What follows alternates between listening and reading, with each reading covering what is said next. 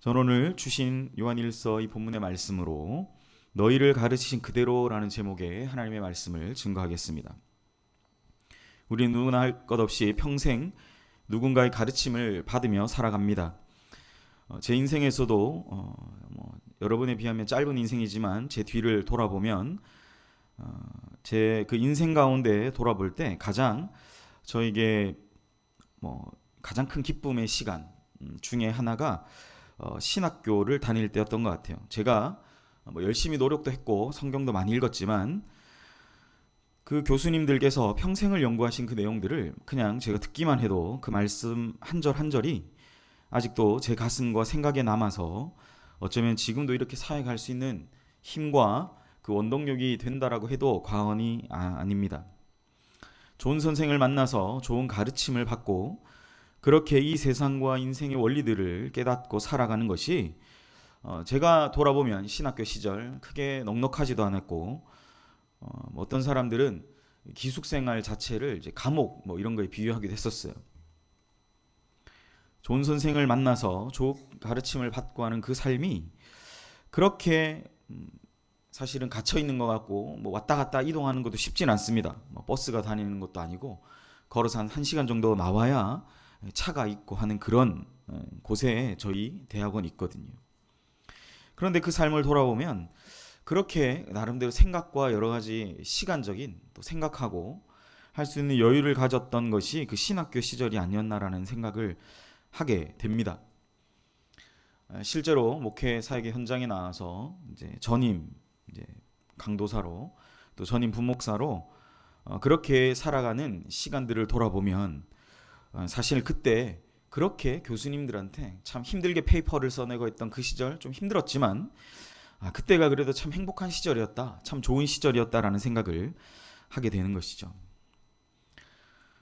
좋은 선생을 만나 좋은 가르침을 받고 그렇게 인생의 원리들을 깨닫고 살아가는 것이 인생의 가장 큰 행복 가운데 하나일 것입니다. 사랑하는 여러분, 예수님은 우리의 가장 좋은 스승이 되십니다. 그분은 우리를 영원한 죽음에서 건져내셨고 영원한 생명으로 옮겨주셨습니다. 그래서 우리는 그 예수님 안에 속한 가장 큰 기쁨의 삶, 이제 우리가 예수를 믿고 난 이후의 삶을 주신 그 힘과 능력에 따라서 그 능력대로 살아가는 복된 그러한 은혜를 누린 자들임을 기억하시기를 바랍니다. 그러니까 우리의 남은 날, 우리가 신앙생활을 해나가는 그러한 날은 바로 이 영원한 죽음에서 생명으로 옮겨주신 그 예수님의 가르침을 붙잡고 살아가는 복된 삶이라는 것이죠. 그래서 그걸 오늘 가리켜서 27절 가장 후반부에 이제 내가 너희에게 더 이상 뭘 가르칠 것이 없다. 너희는 이미 내가 너희에게 가르친 그대로 주 안에 거하며 살아가라라고 권면하고 있다는 사실이에요. 제가 오늘 그 결론을 벌써 시작부터 말씀을 드립니다. 우린 이미 그 하나님이 말씀하신 완전한 원리 가운데에 거했고 그것을 아멘으로 믿음으로 고백하고 신앙생활을 하고 있는 자들이라는 사실이죠. 이미 우리는 더 이상 어떤 면에서 이 복은 받을 필요가 없는 자들, 복된 은혜를 누리고 살아가고 있는 자들임을 기억해야 됩니다. 그런데 오늘 요한일서를 보니까 그것을 잘 누리지 못함을 얘기하는 것 같습니다. 그것을 아주 극단적으로 오늘 본문의 시작에 이렇게 이야기하죠. 오늘 본문에 이러한 예수님을 정말 믿지 못하고 제대로 그 굳건한 자리에 붙어있지 못하는 자들에 대한 이야기를 하죠.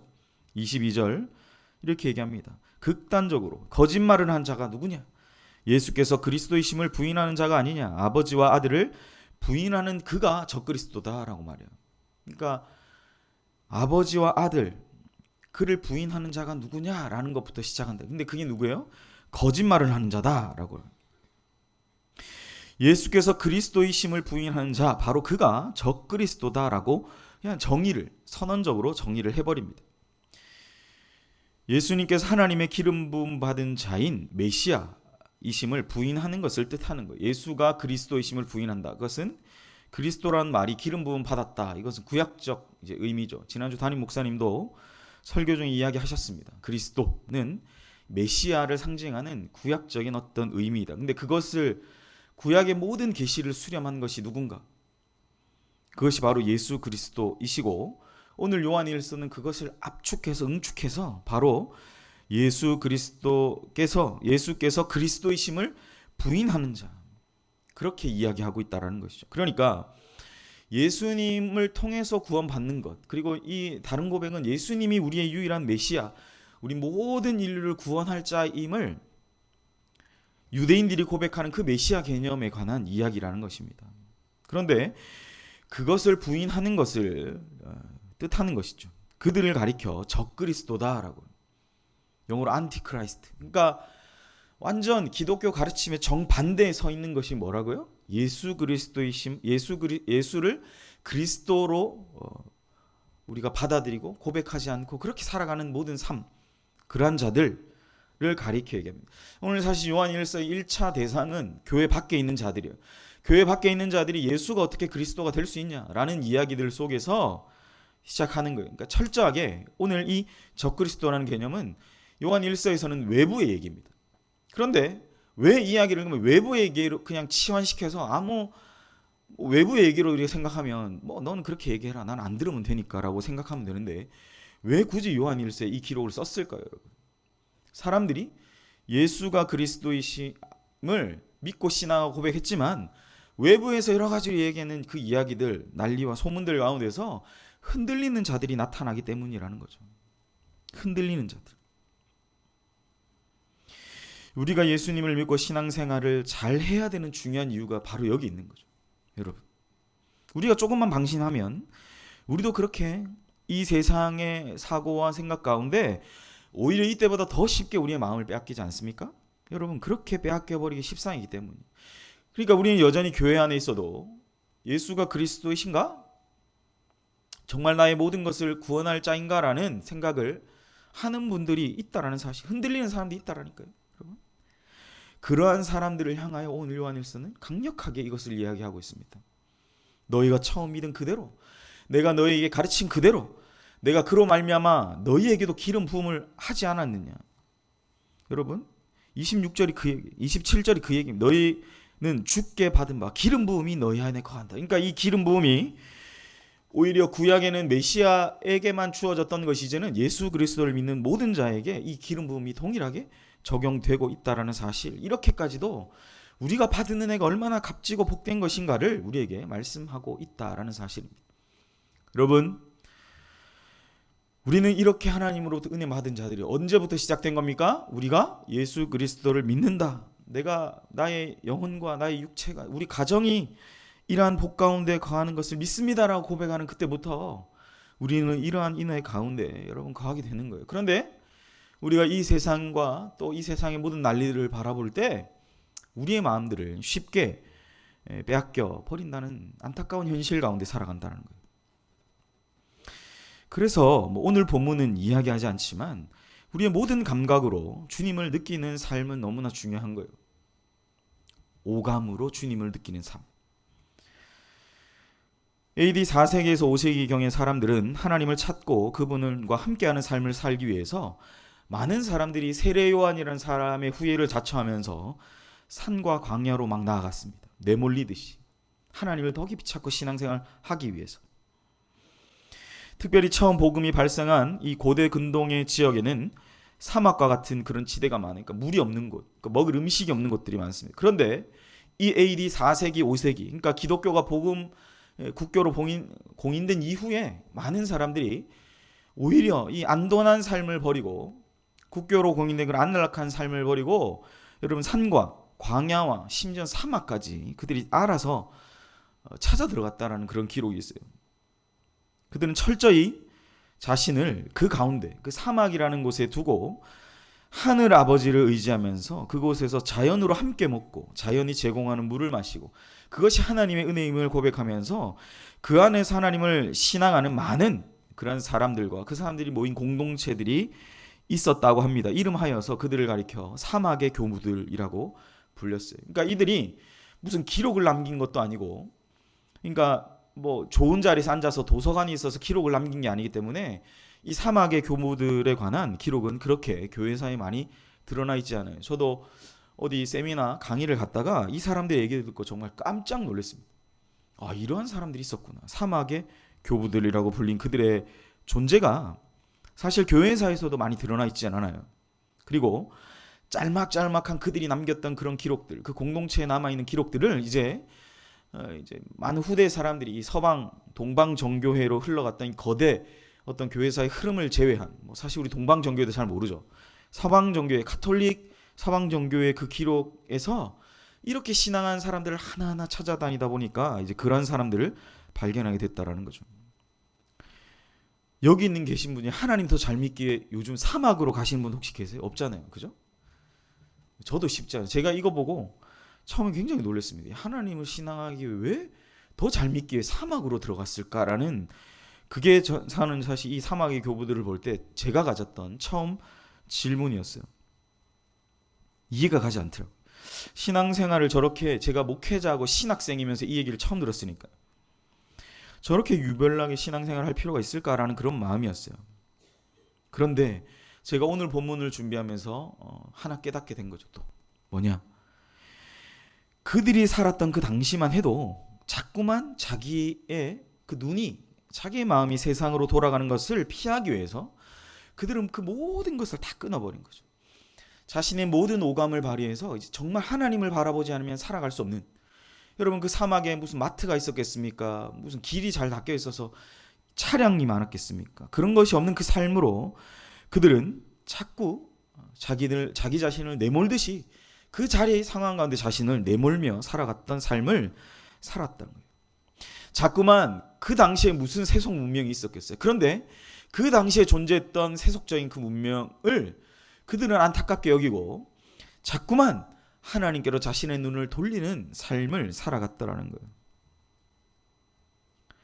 그들에 관한 짤막한 기록에 이런 내용들이 있습니다. 그들은 자주 금식하며 사람들과 의도적으로 거리를 두고 혼자 침묵하면서 성경을 읽는 것과 간단한 노동으로 수년 또는 수십 년을 그렇게 그 사막 가운데서 살다 갔다. 그들은 주로 움막을 짓고 거하는 사막이나 광야를 방문했다. 영적인 깨달음을 얻기 위해 이 사막 교부들을 찾아가는 사람들도 많았다라는. 놀라운 것은 이 사막의 교부들이 그렇게 내몰리듯 광야와 사막으로 가서 움막을 짓고 살아가는 수년의, 어떤 사람 수십 년의 삶을 그렇게 살아가는 그 사람들에게 진리의 말씀, 하나님의 말씀을, 영적인 깨달음을 얻기 위해 그들을 찾아가는 사람들이, 수없이 많은 사람들이 그들을 찾아갔다는 기록이 있습니다. 요즘은 이게 기독교의 전통 안에 있었다라는 거예요. 근데 요즘 이런 부분들이 찾아보기 힘들죠. 제가 요즘 최근에 듣는 이야기들은 요즘 기도원들이 참 이제 운영하는 것이 많이 힘들다라, 기도하는 사람도 이제 거의 찾아보기 힘들다라는 이야기들을 듣습니다. 예전처럼 그렇게 많지는 않다는. 그래도 아직 요즘도 그래도 기도하기 위해서 몇 박 며칠을 휴가 기간이나 아니면 자기가 특별한 기도의 제목들이 있을 때 특별한 시간을 내서 가는 분들이 있지만 예전과 같이 그렇게 기도하는 그런 모습들을 찾아보기 힘들다라는 이야기를 해요. 그런데 오늘 이 이야기를 볼 때 그들이 얼마나 하나님 앞에 집중하기 위해서, 하나님 앞에 내 영혼과 내 마음을 집중하기 위해서 그들이 이러한 삶을 살아갔는지, 그런 이야기. 이게 정말 듣도 보도 못한 이야기인데 한번 들어보세요. 이 수도원 운동, 이 사막의 교부들 중에 아주 유명한 사람들이 안토니 한 3명 있더라고요. 파코미우스 이런 사람인데 그 중에 마카리우스라는 사람이 있어요. 근데 이 사람에 관한 전해지는 이야기가 있어요. 약간 전설 따라 삼천리 같은 이야기인데 한번 들어보세요. 어느 날 마귀가 마카리우스라는 이 사람 찾아와서 영적인 공격을 하려고 했지만 할 수 없었다 그래요. 근데 마귀가 이렇게 말했답니다. 마카리우스요, 그대로부터 나오는 그 맹렬함이 나를 너무 괴롭게 합니다. 나는 도무지 그대를 이길 수 없습니다. 그대가 무엇을 하든지 내가 그건 다 따라할 수 있을 것 같아요. 그대가 금식하면 나 역시 아무것도 먹지 않고, 마귀가요, 이 신앙인 한 명 이기려고 마귀가 금식도 한대요. 그대가 밤을 새워서 기도하면 나도 잠을 자지 않고 기도합니다. 그런데 그대는 나를 압도하는 한 가지 특성을 갖고 있다라고 마귀가 이 마카리우스라는 사람한테 얘기했답니다. 그런데 마카리우스가 자기도 모르는 거예요. 이게 뭘까? 그래서 마귀한테 물었대요. 내가 가지고 있는 그 모든 사람을 압도하는 특성이 뭡니까? 라고 물어보니까 마카리우스를 향한 마귀의 고백이 뭔지 아십니까? 그대의 겸손이다 라고 말했어요. 그러니까 내가 그대를 이기지 못하는 까닭은 바로 이 겸손 때문이다 라고 말했어요. 제가 이 겸손이라는 미덕을 말하려고 이 말씀을 드린 게 아닙니다.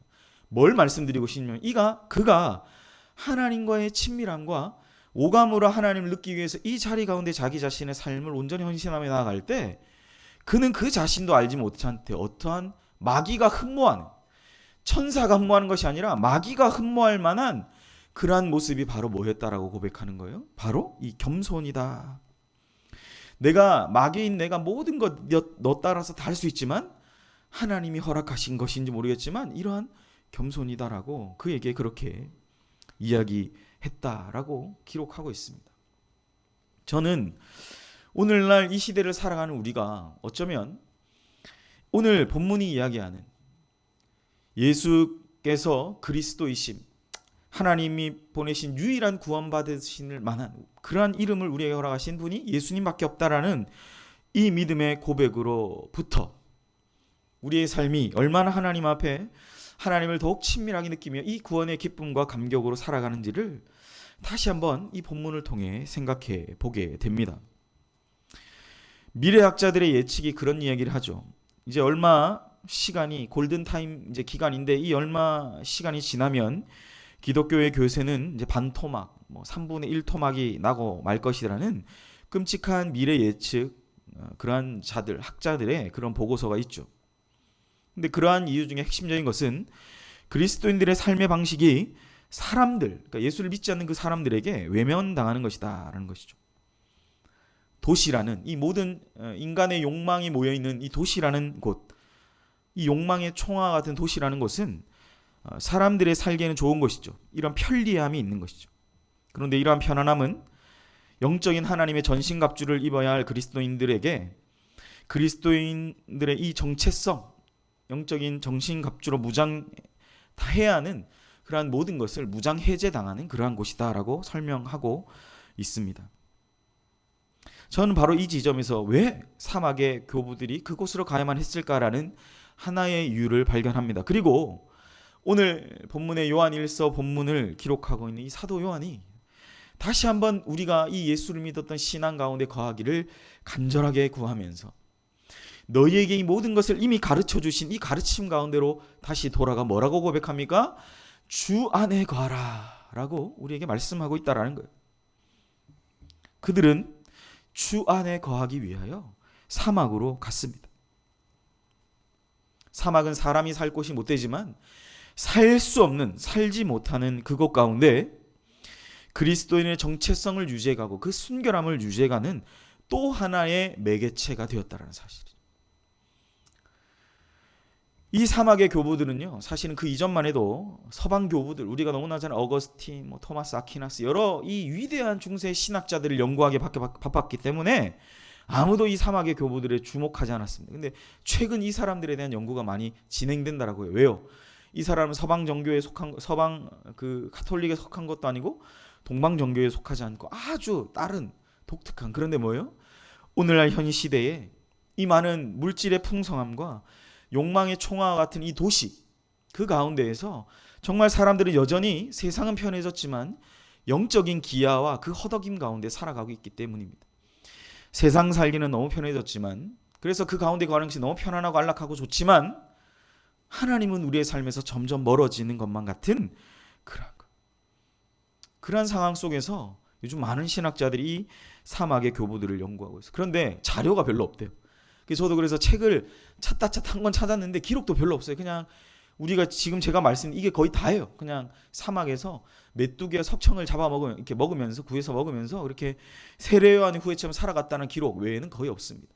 한 가지 중요한 사실은 그들이 이러한 자신의 마음을 흔드는 모든 상황 가운데에서 스스로 자처해서 이 자리 가운데 내몰리듯이 하나님의 이끌림을 받아 그 자리 가운데 나아갔다는 그러한 사실, 그러한 팩트만 있다라는 것이죠.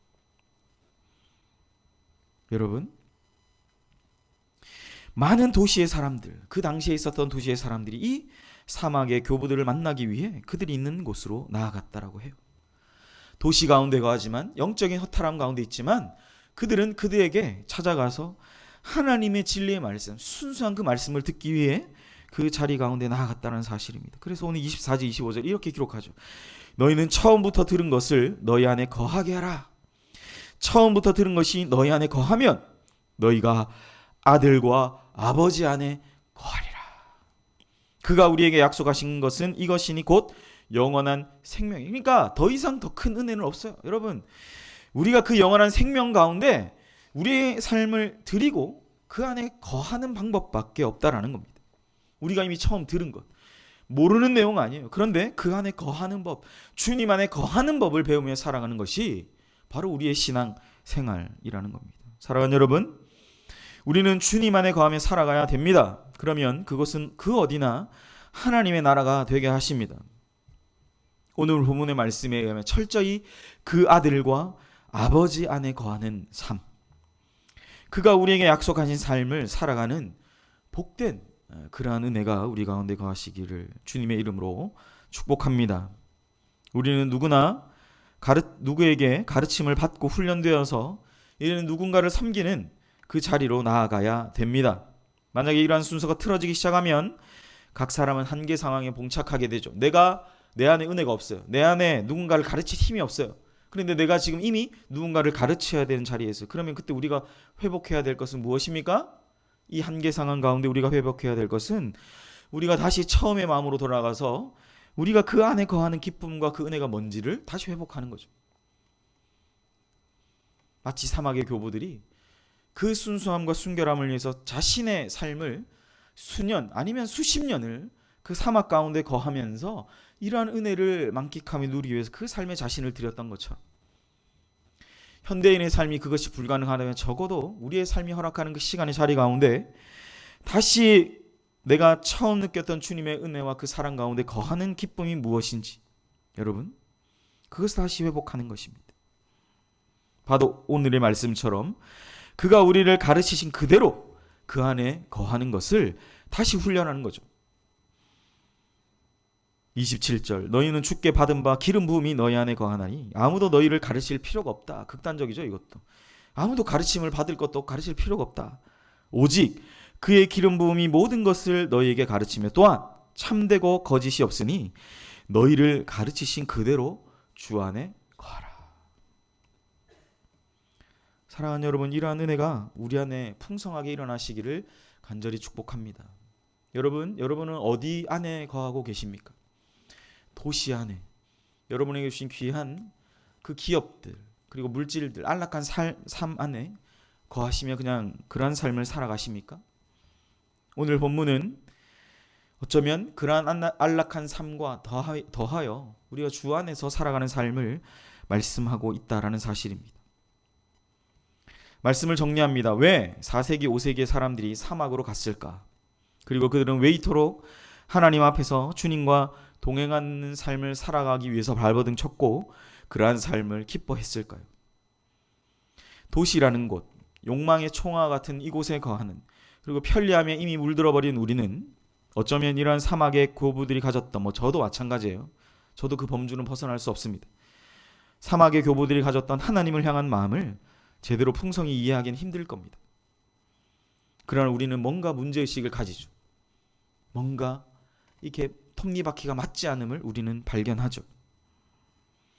하나님과의 이러한 영적인 문제들이 발견될 때 우리는 어쩌면 오늘 본문의 말씀처럼 다시 우리를 가르치셨던 그 가르침의 자리 가운데 나아가야 합니다. 이미 가르쳐 주신 거예요. 새로운 깨달음이나 새로운 알면 없습니다. 그러나 우리가 그 안에 거함이 가장 큰 기쁨을 다시 한번 깨닫고 나아가는 것입니다. 우리에게 이미 가르쳐 주신 것, 우리가 이미 경험한 것, 주 안에 그대로 거하는 것, 그것을 다시 배우며 나아가야 합니다. 사랑하는 여러분, 주 안에 거하고 살고 계십니까? 우리 주님이 우리에게 오늘 주님 안에 거하며 살아가는 삶을 강조하고 계신 것을 다시 한번 깊이 생각해 보아야 합니다. 시작된 이 한 주간이 이미 주님이 우리를 가르치신 그대로 구원자 되신 주님이 그 구원의 기쁨 가운데 속하며 너의 남은 이 신앙의 생활의 삶이 하나님 앞에 풍성한 그 은혜의 삶이 되라. 모든 질병을 이기고 모든 악조건들을 이겨나가는 그 풍성한 은혜의 삶이 삶 가운데 거하며 살아가라라고 그 삶을 강조하고 계십니다. 시작되는 이 한 주간의 삶이 주님이 우리를 가르치신 그대로 주님 안에 거하며 그 안에서 주시는 사랑과 은혜 그리고 그 평강을 풍성하게 누리며 살아가시는 저와 여러분 되시기를 주님의 이름으로 간절히 축복합니다.